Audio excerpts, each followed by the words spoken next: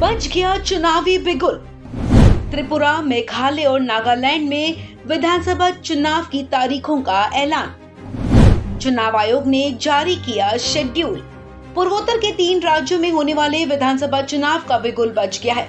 चुनाव आयोग ने मेघालय, नागालैंड और त्रिपुरा में इस साल होने वाले विधानसभा चुनाव की तारीखों का ऐलान कर दिया है। आपको बता दें, त्रिपुरा में 16 फरवरी को वोटिंग होगी, जबकि मेघालय और नागालैंड में 27 फरवरी को वोट डाले जाएंगे।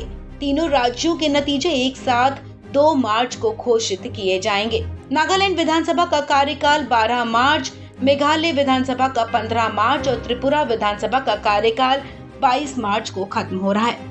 आपको बता दें कि त्रिपुरा में बीजेपी अकेले दम पर सत्ता में है, जबकि नागालैंड और मेघालय में वो गठबंधन सरकार का हिस्सा है। यानी ये साफ है कि इन तीनों राज्यों में बीजेपी के पास सत्ता को बचाने की चुनौती है। आइए जानते हैं इन तीनों राज्यों के क्या हैं चुनावी और राजनीतिक समीकरण। सबसे पहले बात करते हैं मेघालय की। मेघालय में गठबंधन के जरिए बीजेपी सरकार में है। मेघालय की विधानसभा में भी बीजेपी की स्थिति कुछ खास नहीं है।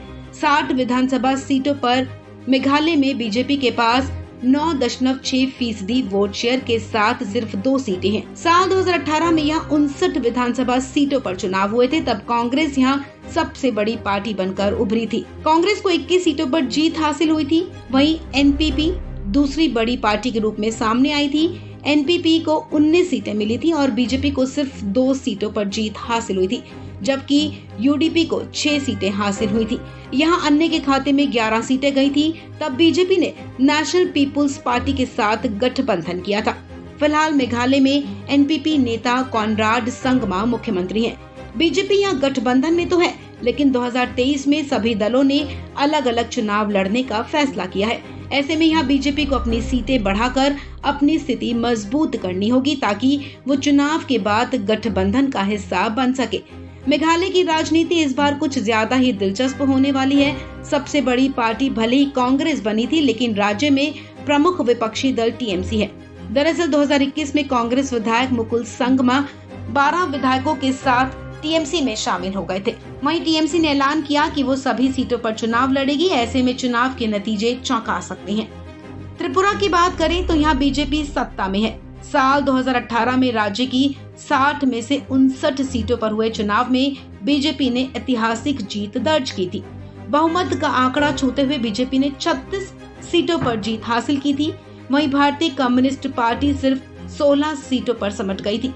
राज्य में आईपीएफटी को 8 सीटें मिली थी। कांग्रेस त्रिपुरा में साल 2018 में 1 सीट भी नहीं जीत पाई थी। बीजेपी के लिए बहुत ही महत्वपूर्ण जीत थी, क्योंकि अपने दम पर बीजेपी त्रिपुरा में शून्य से शिखर तक का सफर पर पहुंची थी। बीजेपी ने 25 साल से सत्तारूढ़ माणिक सरकार को सत्ता से बाहर किया था। वर्तमान में त्रिपुरा में बीजेपी के नेता माणिक साह मुख्यमंत्री हैं। त्रिपुरा में बीजेपी लगातार 2 बार से सत्ता में है, लेकिन इस बार बीजेपी के सामने 2 तरफ से घेरेबंदी हो सकती है। पिछली बार बीजेपी ने अकेले दम पर बहुमत तो हासिल कर लिया था, लेकिन उसके और सीपीएम के बीच वोटों के शेयर में महज 1.25% का ही अंतर था।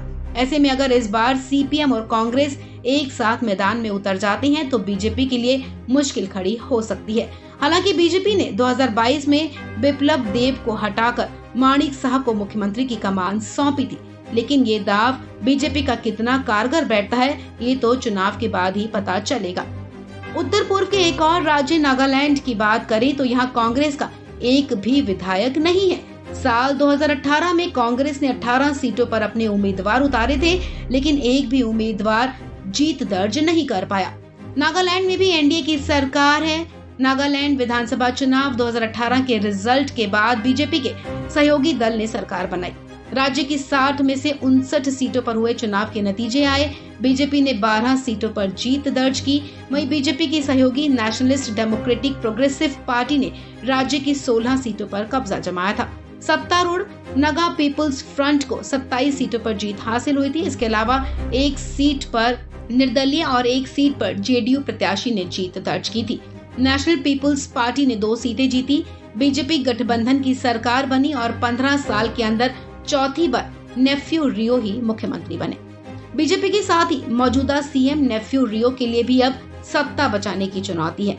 2018 में वो चौथी बार राज्य के मुख्यमंत्री बने थे। मेघालय में उनके कद का अंदाजा इस बात से लगाया जा सकता है कि साल 2022 में प्रमुख विपक्षी दल एनपीएफ के 21 विधायक रियो की एनडीपीपी में शामिल हो गए थे। ऐसे में रियो के लिए भी ये चुनाव बेहद ही महत्वपूर्ण माना जा रहा है। इस खबर में फिलहाल इतना ही। तमाम अपडेट्स के लिए आप बने रहें वन इंडिया हिंदी के साथ।